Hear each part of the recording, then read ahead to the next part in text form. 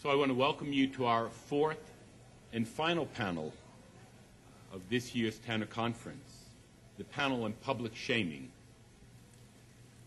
So in recent years, our culture has experienced what has been termed a call to shame. Social theorists like Christopher Lasch and James Twitchell have asserted that modern American culture has lost its collective sense of shame, and as a result, that we no longer respect the shared social and legal boundaries that shame once policed. The mythos of shame's demise posits that once upon a time, it was shame that curbed out-of-wedlock pregnancies, adultery, homosexuality, among other evils. This loss of shame is directly responsible for America's current spate of social ills. Accordingly, these social theorists have called for a revival of shame, including criminal penalties that are directly designed to publicly shame offenders. In responding to this call for shame, some judges, for example, have begun mandating that convicted drunk drivers prominently display bumper stickers on their cars that read DUI. Approaching this question from several different perspectives, our panelists today will confront questions concerning shame and its proper role, if any, in policing sexuality. Our first speaker, June Tangney, will offer a general overview of how the emotion of shame operates in the human psyche. Our second speaker, Carlos Decena, will address the impact of shame on one particular population of Dominican gay and bisexual immigrant men in and around New York City. And our final panelist, Gill, the Chief City Prosecutor of Salt Lake City, will discuss two specific programs that he was instrumental in implementing, both of which are committed to methods of law enforcement aimed at avoiding shame. So our first panelist today is June Tangney of George Mason University. June is professor of psychology, and her research integrates aspects of clinical, social, community, and developmental psychology with a more recent cross-disciplinary interface with rehabilitative criminology. She received her BA from the State University of New York at Buffalo, her master's from UCLA, and her doctorate in clinical psychology from the University of California at Los Angeles in 1985. I give you June Tangney. Oh, you got it.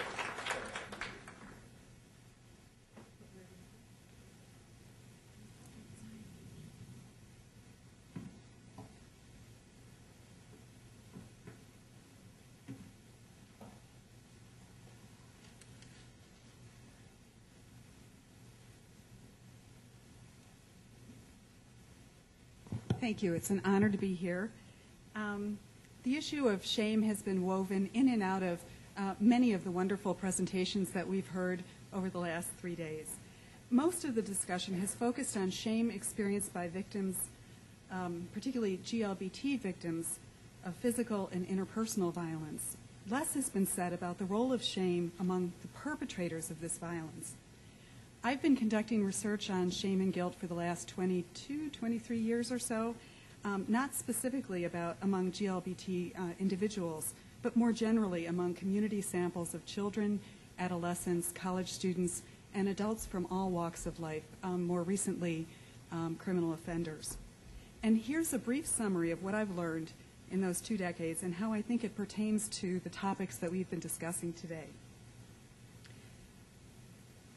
Shame and guilt are frequently mentioned in the same breath as moral emotions because of their presumed role in inhibiting aggression, antisocial behavior, and otherwise hurtful behavior. Yet several decades of psychological research now underscore that these are not equally moral or adaptive emotions. On balance, guilt is the moral emotion of choice, and shame actually is what I like to call the evil twin.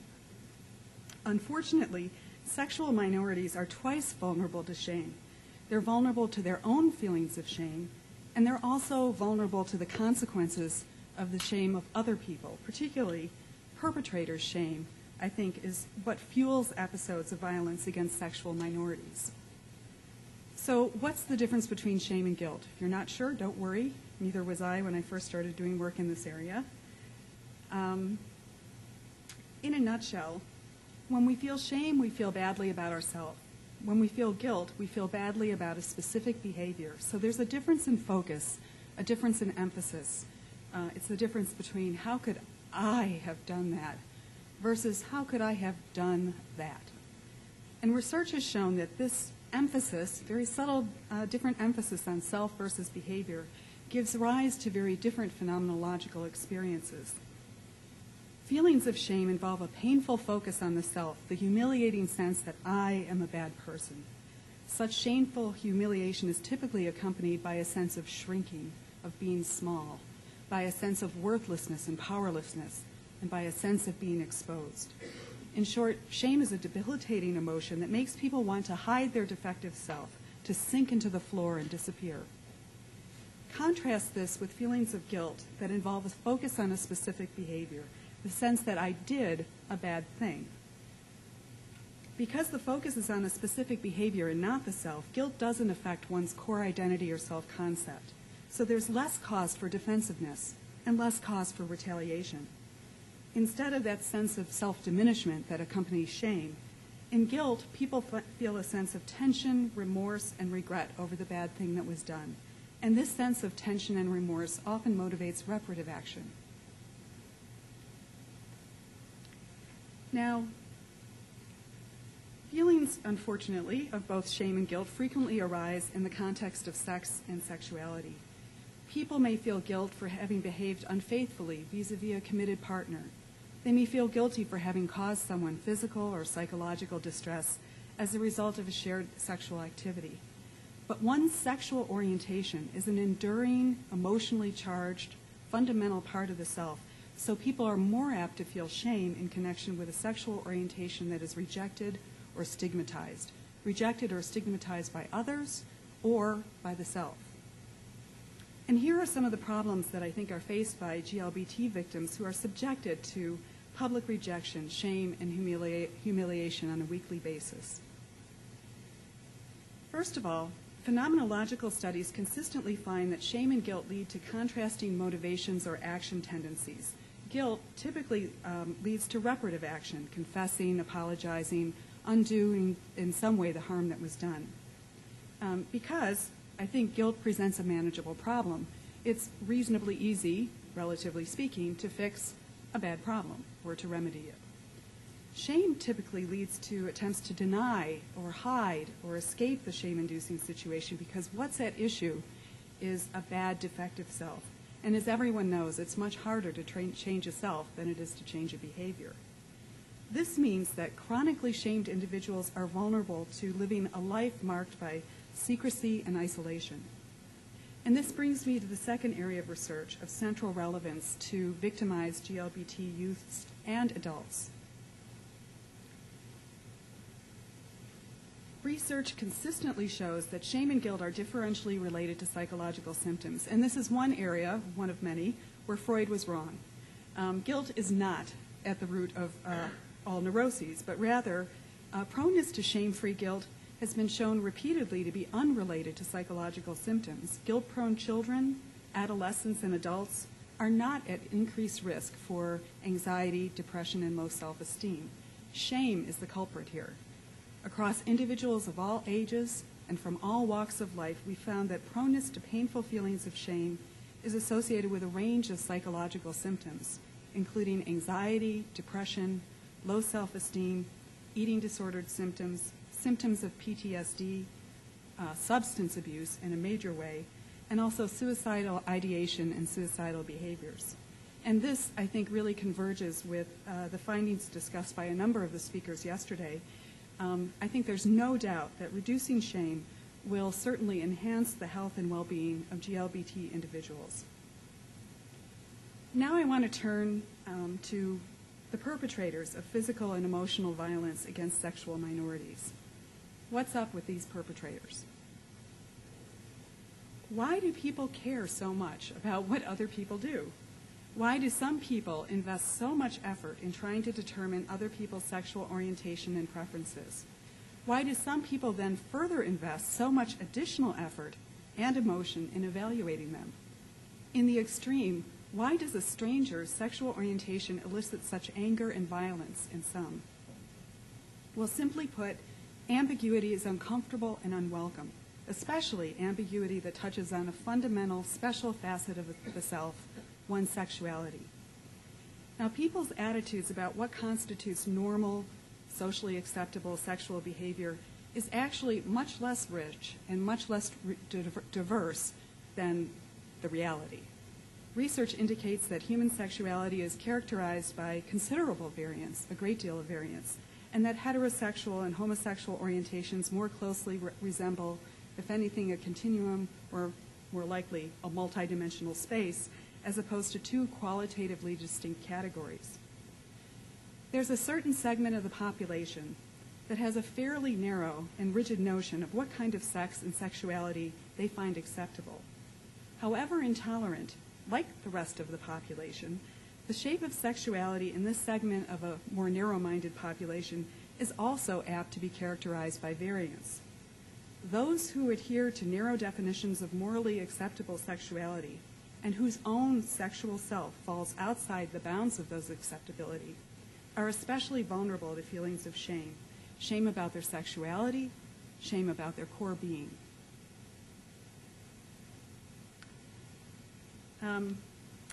I'd like to briefly acquaint you with a classic study from 1996 by Adams, Wright, and Lohr entitled, "Is Homophobia Associated with Homosexual Arousal?" This was published in 1996 in the Journal of Abnormal Psychology, one of our top-tier journals in psychology. In this study, participants consisted of a group of homophobic men and a group of non-homophobic men. They had filled out a questionnaire in advance. And they were then exposed to sexually explicit erotic stimuli consisting of heterosexual, male homosexual, and lesbian videotapes. And while viewing these videotapes, changes in penile circumference were monitored with a cup of plethysmograph, which I can never say quite right. The findings were this. Both groups exhibited increases in penile circumference to the heterosexual and female homosexual videos, but only the homophobic men showed an increase in penile erection in response to the male homosexual stimuli. The authors concluded that homophobia is apparently associated with homosexual arousal that the homophobic individual is either unaware of or denies. So this brings me now to the special links among shame, externalization of blame, anger, and aggression. Research over the last 20 years has consistently shown that there is a special link between shame and anger, and this is observed both at the dispositional level and also at the state level when we're looking at states of shame and guilt. In studies of children, adolescents, college students, and adults, shame-prone individuals are prone to feelings of anger and hostility more so than their less shame-prone peers. And not only that, once angered, shame-prone individuals are likely to manage their anger in a particularly non-constructive fashion. They are likely to develop malevolent intentions and to engage in all manner of aggressive behavior. In contrast, guilt-prone individuals handle their anger more proactively and more constructively, trying to discuss the matter over with the target of their anger. So what accounts for this rather counterintuitive link between shame and anger? After all, when feeling shame, people initially direct hostility inward towards the self. I'm a bad person. But this hostility can easily be redirected outward in a defensive attempt to protect the self by turning the tables and externalizing blame outward. I think it goes something like, oh, what a horrible person I am, and damn it, how could you make me feel that way? Helen Block Lewis, in her seminal studies using clinical case material, described the humiliated fury that can be unleashed by shame. And Thomas Sheff, some years later in his qualitative research, also described a shame-rage spiral that can lead to blame, rage, and sometimes violent aggression.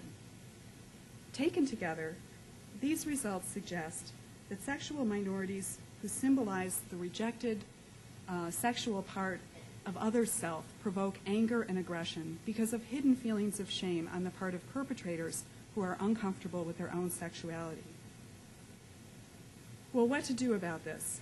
I think that the key to breaking the cycle of shaming, blaming, and maiming lies both in early prevention and bystander intervention. Regarding early prevention, I think it's essential for schools and parents to help by providing clear messages to children and adolescents about diversity, about personal safety in a diverse world, about tolerance and respect, and about the unacceptability of shaming, blaming, and maiming. Young people need to learn that there is a sexual diversity in the world. They, and sometimes their parents too, would benefit from factually based education about the nature of human sexuality and its diversity. They may need to be reassured with some messages about personal safety. For example, that sexual orientation or preference is not contagious. Each individual has his or her own path. Many scientists believe that we are who we are pretty much from birth. Others believe we choose to be who we are, but either way, sexual minorities or majorities cannot force other or persuade people to be what they are not. Next, I think that we need to provide clear messages to children and adolescents that challenge stereotypes. Stereotypes are the root of much prejudice and discrimination, and they can be challenged in two different ways, at least.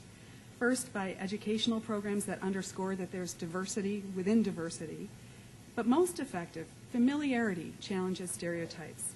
Simply interacting with a diverse student population in which people are comfortable being out inevitably challenges stigmatizing stereotypes.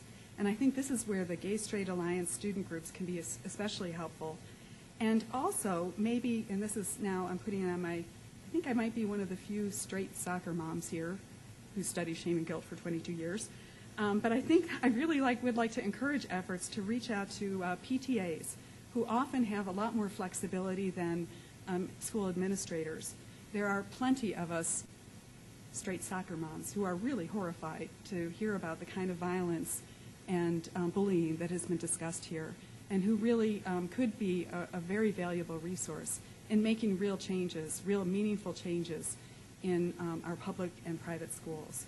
So I hope that you'll reach out to the PTAs not only in Utah, but also in Virginia. Next, schools and families need to consistently instill the values of tolerance and respect. They need to convey in no uncertain terms that it's not acceptable to shame people for who or what they are. It's not acceptable to blame and maim people different from oneself because they arouse the anxiety of ambiguity or the pain of shame. And it's not acceptable to stand quietly by the inactive bystander when these kinds of events occur.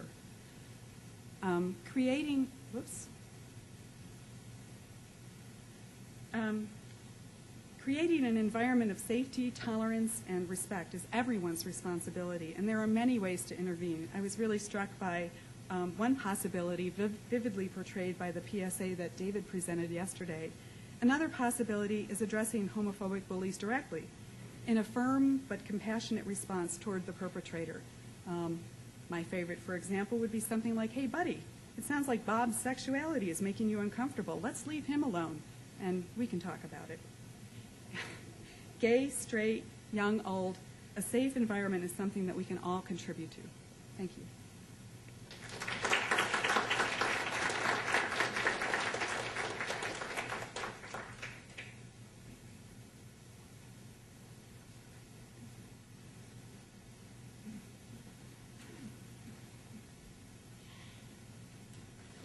Thank you, June. Our next panelist is Carlos Decena. Carlos is Assistant Professor of Women's and Gender Studies and of Latino and Hispanic Caribbean Studies at Rutgers, the State University of New Jersey.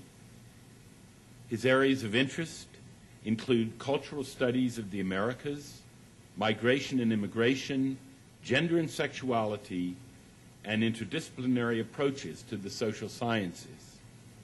He earned his bachelor's from the University of Pennsylvania and his doctorate in American Studies from New York University in 2004.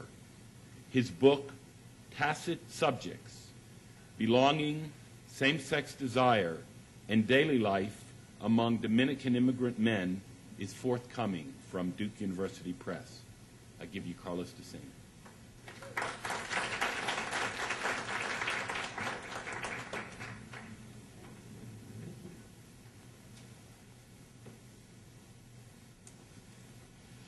Good morning, and thank you to everyone who's made it possible for me to attend the conference, present, and enjoy hearing other presentations and learning so much from them. I'd like to put a little pause on the trajectory of shame at this conference so far. And I want to do so because I'm interested in exploring the potential uses that stigmatized figures like the sissy may play in other contexts, not just as a figure of abjection, but also as a figure that can be mobilized to index intimacy among self-identified gay and bisexual men. In the book from which this is an excerpt, what I'm going to read to you today, I talk about the figuration of the sissy, or the mannerisms associated with what we call or understand as effeminacy, and in U.S. Latino and Latin American communities, usually the word loca tends to capture those figurations, the mad woman. And there are a lot of reasons why this is so, and we can go into that in the Q&A. I try to think about that figure as what I call a gynographic performative. And by gynographic performative, I think of it as a speech act along the lines of what J.L. Austin and then some of the people who have theorized after, particularly Judith Butler, talk about forms of speech that not only describe things but also do things. And I'm interested in the idea of it being gynographic because unlike a lot of people who tend to theorize that effeminate men really want to be women, what I'm trying to argue is that the deployment of effeminacy is actually the figuration of femininity as excess on a male body. So that there needs to be a separation between what we think of as femininity in the traditional sense and the kind of excessive femininity that comes out of a very gynophobic matrix, and that's figured on a male body as excess. So this chapter is called Code Swishing, and I'll tell you in a minute what that means. And I'll read an extended quote from an exchange with an informant. You know that sometimes, and this is yours truly addressing this informant, amongst us in different groups of friends, it is common for people to use the feminine to refer to one another. They change your name. They call you in the feminine, or they call you loca, or they call you maricón, which is roughly analogous to fag. There are people who have interpersonal relationships like that. Is that something you do with some of your friends? This informant, his name was, or the pseudonym I'm giving him is Máximo Domínguez. Oh, yes, yes. If we are with the group, it depends on where you are and the trust you have established with the group. If you are someone I trust, well, you say, look at this loca, or la Roberto, la Raúl, feminizing the name. You know, you put the la in front of the name to feminize it. But there is trust. But if a person is not someone I trust, you can't start that relajo, that joking around. My next question to him was, has there ever been a situation in your life in which someone did that, addressed you in the feminine, and that you did not like? Oh, yes. One time, a Dominican guy. That guy was not my friend, but I had seen him in Santo Domingo, and he would say hello to me. He would say hello, and later I would see him here in the United States. And one day I was going out with this guy, and this acquaintance says to me, hey, you, loca. And I did not answer back. I ignored him. And that's the worst you can do to somebody. I acted like what he said had nothing to do with me. And the guy I was with did not even notice, because if you see me with someone, no matter how much there is between us, if we're hanging out together, okay, or if we're in a group, but if you see me with someone you don't know, how can you shout out, look here, loca? The only thing I did was ignore him, and he couldn't say anything. Because I said everything with what I did. I did not answer back. The first thing I'd like to do is talk about how I mobilize the idea of public and private here throughout this discussion, because I do it in a slightly different way than the way it's been discussed so far. I understand public-private as sort of indexical signs that people mobilize to do particular things in the world, not necessarily the kind of distinctions that we usually set out in law and sort of in liberal democracies between public and private. I'm trying to think of these as ways in which people map out socialities, relationships, connections, intimacies, and distances from one another. The interview exchange that opened, with which I opened, illustrates the way Máximo Domínguez described and enacted boundaries and proximities with others. Though it appears at first glance to describe dynamics remembered or projected to conjunctions of space, time, and bodies situated elsewhere, Domínguez also called attention to the interview encounter itself, and by reading it, I'm calling attention to it within this context as well. In other words, Domínguez's words taught me the way he wanted to be addressed by others, including myself, regardless of their sense of proximity to him, and always in relation to a third party who might or might not be trusted. Once I read them in front of you, Domínguez's words also mediate social relations through a series of ethical rules about the way actors like him related or did not relate to one another. To the degree that informants like Domínguez explained and enacted the dynamics they narrated with their use of language in the interviews, these men did things with words beyond mere description. The capacity of words and bodily movements to describe and do things, particularly in situations where a sense of belonging cannot ever be taken for granted, where safe spaces are not always safe, and where one's interlocutors are as multiply situated as one is central to the discussion that follows. I argue that as a gynographic performative, La Loca was central to the way the respondents traversed the social sphere, negotiated boundaries with others while legitimating themselves, and nurtured an always contingent, often conflicted, and always tenuous sense of belonging. The informant's views of their connection to others and to larger collectivities cast them as social actors skeptical of community, when survival is a more urgent and more generally immediate stake in the social relations they encountered in daily life. Furthermore, survival and legitimacy in the social require careful evaluation of one's interlocutors, as well as the sites for the production of subject positions in power relations. As with the Nuyorican Puerto Rican children in anthropologist Anastasia Centella's pioneering study, Growing Up Bilingual, negotiating various languages and linguistic codes was a way to wrestle with adverse conditions of possibility for survival and social advancement for the men with whom I spoke. In another place in the book, I proposed to extend conceptualizations of language to encompass communicative practices of bodies as they traversed the social world in the childhood recollections that I analyzed.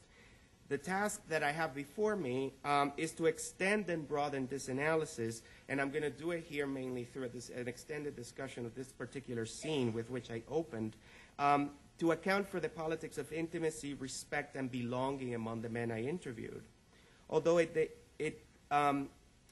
although they clearly associated legitimacy in daily life with masculine deportment, these men were astute theorists of everyday survival, and they expected their interlocutors, friends, and close associates to share in their careful interpretations of social situations in order to sustain their connections without losing the respect of others.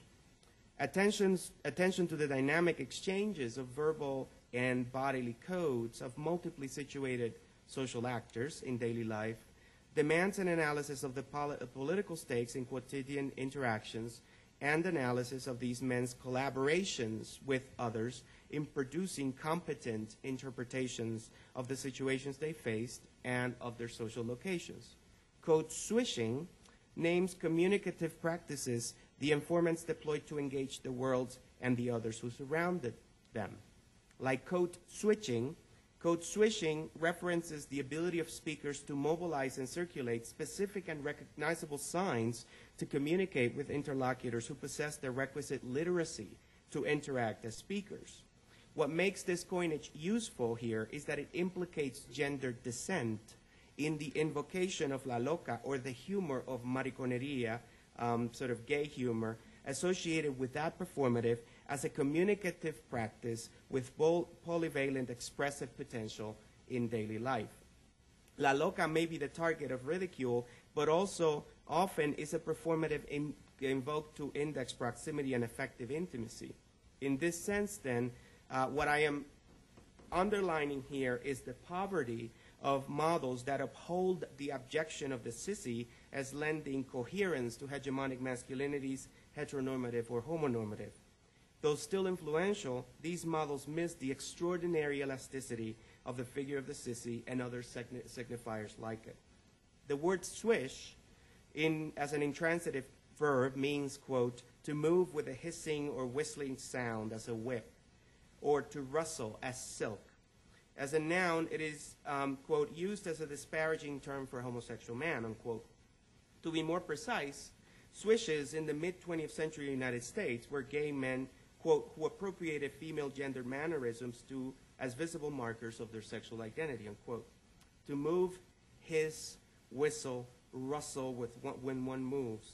The images and meanings associated with swishing suggest auditory and visual excesses which may or may not be completely under the control of the person who produces a given code.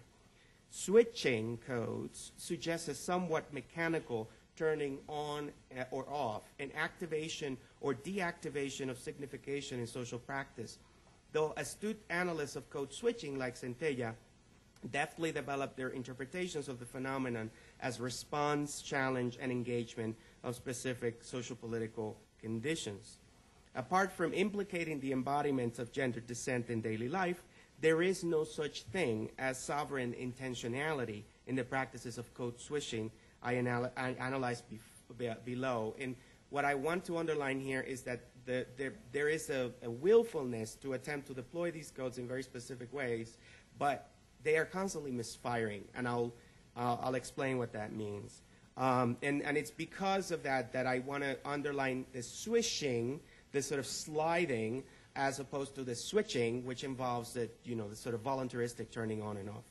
There's way too much slippage in this stuff. All right, so I'll talk specifically about the example, and I'll quote specific moments in the extended discussion with the informant, and then explain them briefly, and then get to the final part of the presentation. So one of the things that he says about this idea of code switching, or the talking about people to people in the feminine, is that it depends on where you are. And that's important because he's astutely pointing out that the usage of code switching did not depend on who you are. In Spanish, it would be quién eres, but of where you are, or donde tú estés. And in Spanish, the verb to be can mean both to be someone and to be somewhere.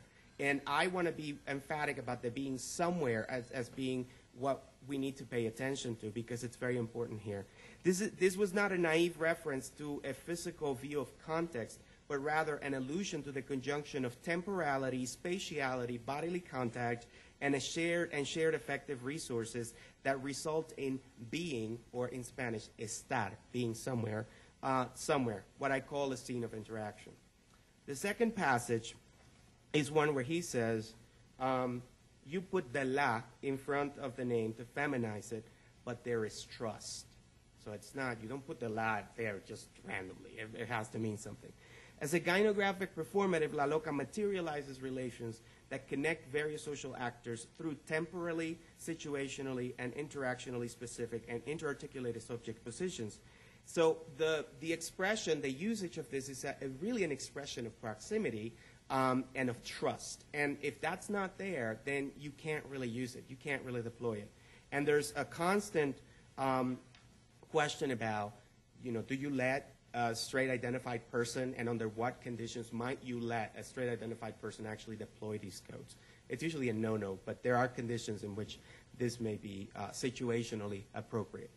Then the third chunk I'd like to just look at, and this will bring me back to the scene, to read the scene in another way, is where he says, but if a person is not someone I trust, you can't start that relajo, or the joking around.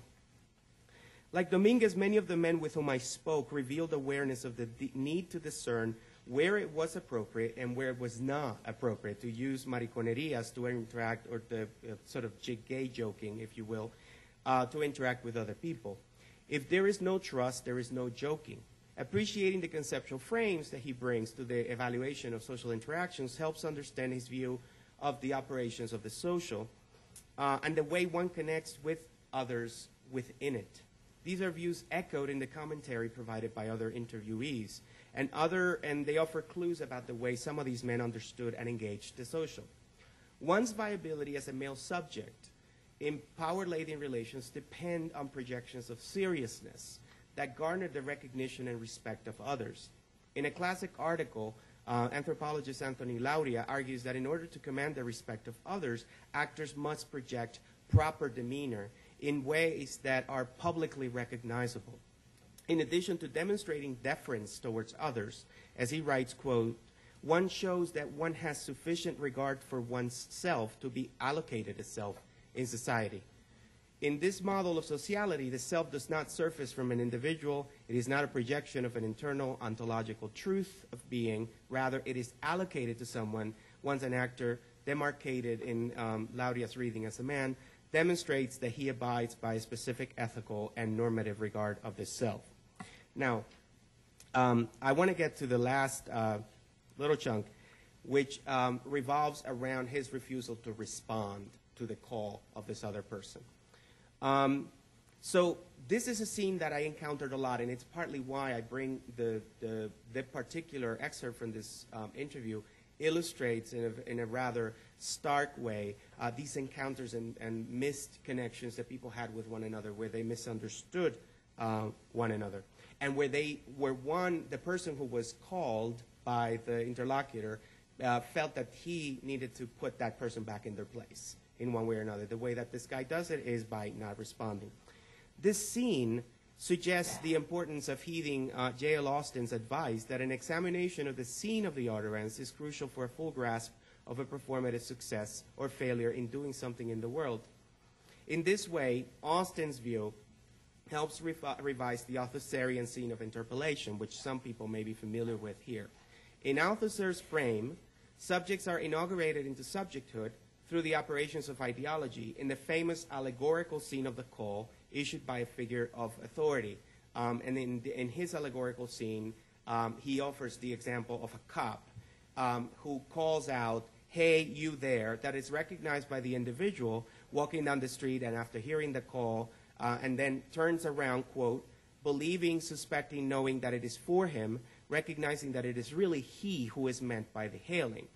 In her reading of Althusser, Butler suggests that it is not always necessary to turn around in order to be constituted as a subject. And I believe that this informant actually recognizes that he is the loca being hailed by the call, but he also recognizes that the scene of interaction is one where the one hailing you and the conditions of that particular interaction are not so power-laden in favor of the person issuing the call that the interruption is actually possible. And the interruption is an interruption that's done in and through silence. And I think that the lesson that this teaches us when we're trying to think about subject formation and community of sense of belonging, tenuous or not, is that there are a lot of scenes of interaction that don't necessarily involve the power of the state to name a subject, of the state or the mechanisms of the state or the embodiments of the state, say here a cop. The trajectory of power of the state can actually be interrupted, as in this case it was, given that those conditions of possibility are present. So I'll end there, and I look forward to the discussion. Thank you.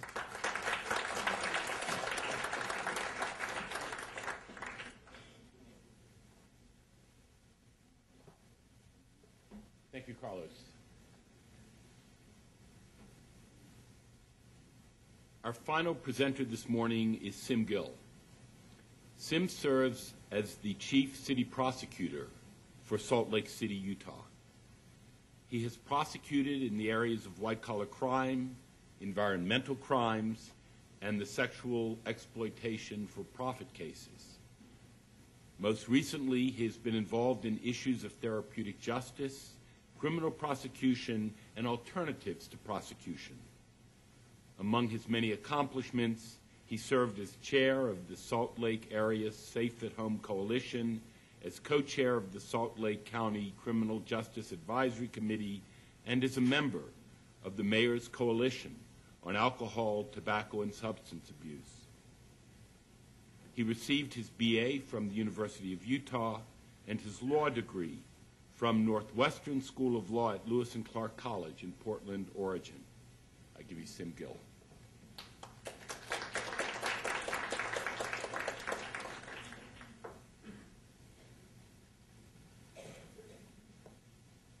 Well, this is a very exciting presentation here that I'm listening to, and I am just tickled pink, and I can't wait for our discussion. I think it's going to be exciting. What I want to talk about is maybe a little different in the sense that you've been talking, I suspect, about theory. You've been talking about ideas, and the question becomes how do we implement some of them, and what are the challenges? So I want to take you to a different component of this discussion and talk about what are those challenges and how do we achieve institutional integrity about some of the ideas that you're talking about, and especially the topic of shame and guilt. I think that was just that's something that is very, very interesting. First of all, thank you, Professor Kogan, for inviting me to come down here, and I hope that any little contribution that I may offer may be interesting and informative to you. And also I want to acknowledge Deborah Daniels and April Walters-Goddard for Umoja and their work with us on the Johns program, and Jerry Bowie of Pride Counseling for his work and collaboration on the Healthy Self-Expression program. I'm a public prosecutor. I'm charged with the enforcement of laws. We don't make the laws, we simply enforce them. Generally, we ask, is there a law? Did the defendant's conduct violate it? Is the quantity and quality of evidence sufficient to produce a likelihood of success at trial? However, we don't often ask, what is the public policy objective of this law? Is the prosecution and punishment helping us obtain this objective in the most effective way? Is punishment and method of our prosecution proportionate to the conduct and the desired outcome? Professor Kogan mentioned some of those tools that some judges have used when it comes to the context of criminal accountability and shaming. Is our effort reactive in the pursuit of these objectives, or are we actively and proactively engaging in addressing and underlying those concerns? What responsibility does justice impose upon us as agents of the state whose decisions can alter the course of people's lives? What is both the responsibility and the price of criminalization when we talk about the criminalization of sexuality? Sexuality can be politicized, and I leave the academic discussion to the various disciplines that have led to much fruitful insight on such topic. My concern was and is more practical. What about certain types of behavior which may be illegal, but whose motivations may be more complex? Is there a way to address these typical quality of life or moral crimes in a way that achieve the desired result while educating the alleged offender in proportion to their conduct, without losing an opportunity to maximize the benefits of both the community and the person engaged in the criminal conduct? Sometimes the horizons of philosophy, policy, and pragmatics converge and produce an opportunity. The act of prosecution, the public articulation of criminality, and the corresponding convictions supposedly serve as the classical model of deterrence for us. Public accountability and punishment are part of our criminal justice history.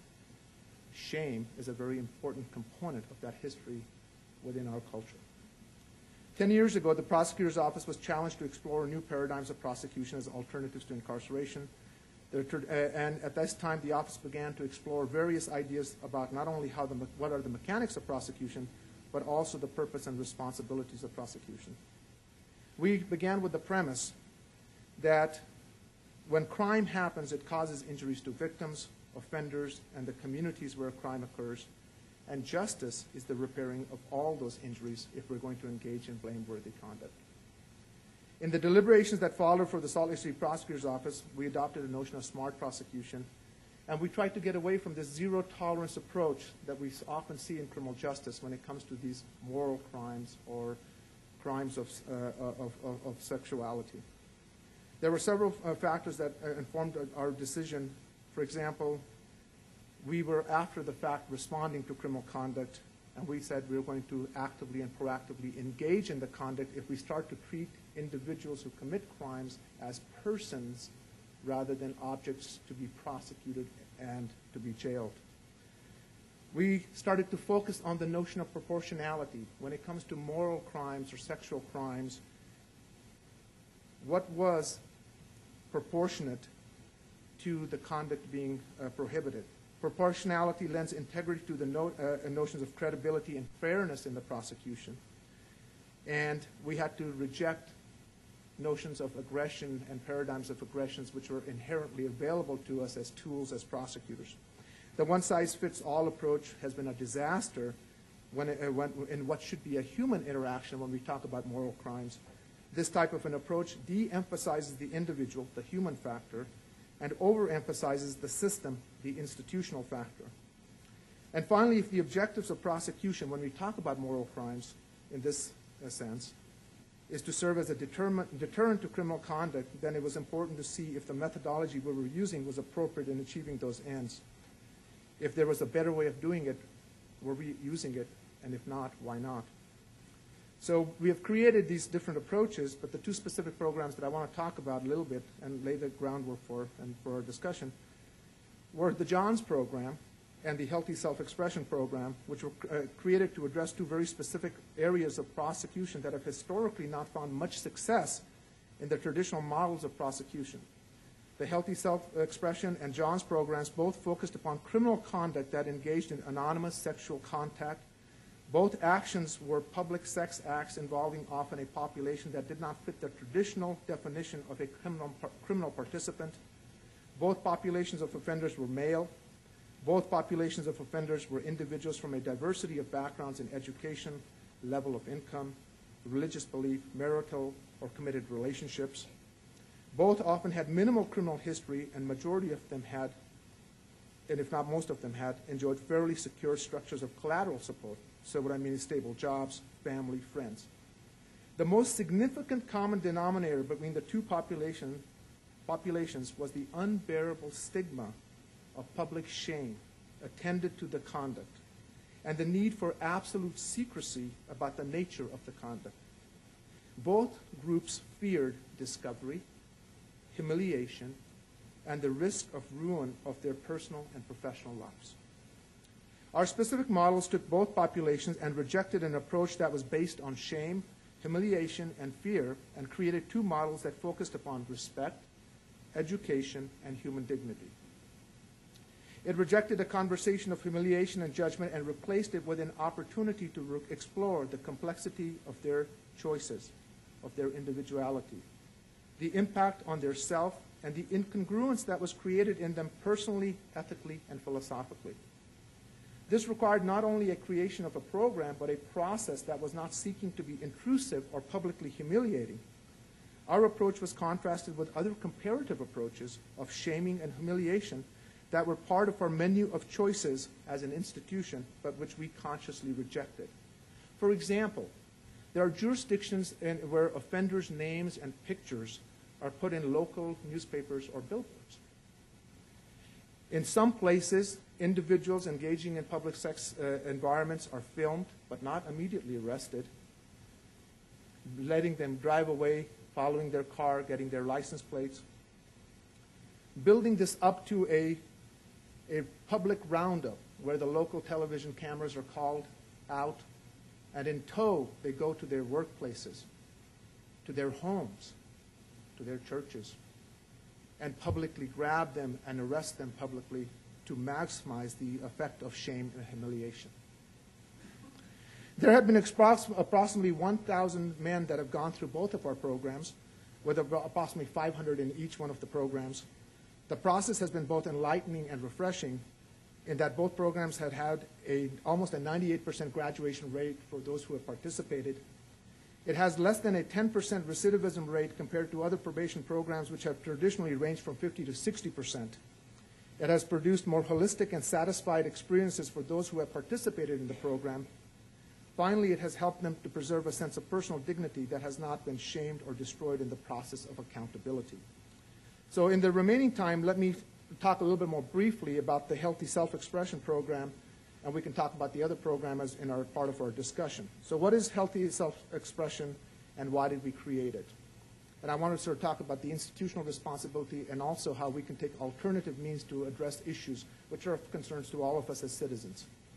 So what is Healthy Self-Expression? It was the result of a community effort to address the issue of public sex environments. It included collaboration, because it's a partnership, between law enforcement, prosecution, the GLBT community, public health concerned community members, users of public sex environments. What are public sex environments? There are locations where individuals would be cited if engaging in sexual conduct in public places. There are public parks, public restrooms, steam rooms and public gyms, public places where men are inclined to meet or cruise and engage in public sex. Meeting is not the problem. It was engaging in public sexual acts that was the issue. We wanted to be very clear that we were not talking about the person and the content of their character as individual, but rather a particular behavior that was prohibited by the law. But the challenge, of course, was how we're going to approach that. So when we created this program, there were 4 components that were there: law enforcement, prosecution, a therapeutic component, and an outreach component. Law enforcement, we worked with law enforcement agents, talking to them about sensitivity training, diversity training, about examining their own roles and responsibilities in coming in contact with men who were cruising the parks. Were they more likely to react differently to a heterosexual couple engaged in the same contact if they were two gay men? And if so, they needed to re-examine that reality that was internal to them. We talked to prosecution about once a person entered into the criminal justice system, that we approached that person as an individual without prejudgment and understood the anxieties that were present with them because of the complexity of this nature of the conduct, and helped them process through the criminal justice system, where they took accountability for their behavior, but with an opportunity to transition away from the moral shame that was attached to this behavior. We talked about an approach where the therapeutic component was to respect the individual integrity of that person, to take this as an opportunity to examine the issues that were more deeply buried to them than the external judgment, and to an opportunity to self-discovery. And outreach, we work with community members from the AIDS Foundation to health organizations in reaching out to public sex areas where individuals are engaged in this behavior, and talk about safe sex practices and a preemptive conversation before it became a criminal prosecution. In doing this, in approaching this in this manner, we needed to do this because in 2000 there was an incident that occurred in a public park where over 30 men were arrested one night for cruising. And at that time, the criminal justice system was addressing this as, if you are a gay man engaged in consensual contact, sexual contact, you were a precursor to pedophilia. And as strange as it sounds, there are people who actually believe this. And the result was that since they did not understand or were not willing to look at the complexity of the issue, the response was, as a part of criminal justice, was to order them into complete psychosexual evaluations, which were reserved often for sex offenders. And so that was the education, that was the environment that we had to deal with. So the objective was to curb this behavior by preserving the integrity of the person. It was to decrease this behavior and to really examine the population we were dealing with. Just a couple of things I just want to mention, and we can go into discussion. What we found was that the men who were using this park, their average age was about between 41 to 45. They represented a broad base of ethnicity. In our community here, they're predominantly Caucasian. From a religious breakdown, 57% were LDS, 19% were non-affiliated, 11% Catholic, and breaking down.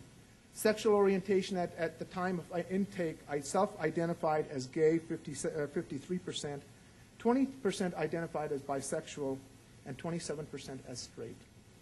Relationship status, the data that we gather, there were 46% as single, 21% with a gay partner, and 33% were married individuals. The length of marriage in these individuals, the largest category was 11 to 15 years, 1 to 5 years, and 25 to 30, rounding up the next. And in a small group, we found individuals who had been married between 35 to 50 years, who were also engaged in these public sex environments. The length of gay relationships indicated 6 to 10 years as the largest population. I know I'm running out of time, so I will reserve the rest of for discussion, but let me end by saying what we were able to demonstrate and what our experience taught us is that if you remove the stigma of shame in addressing a human agent, the result that you get back is phenomenal in the long-term policy objectives that we were trying to achieve. Our data has demonstrated that treating people with respect, without shaming them and humiliating them as a theory of criminal justice, you will get better returns for the dollar-for-dollar investment with a more humane outcomes. Thank you.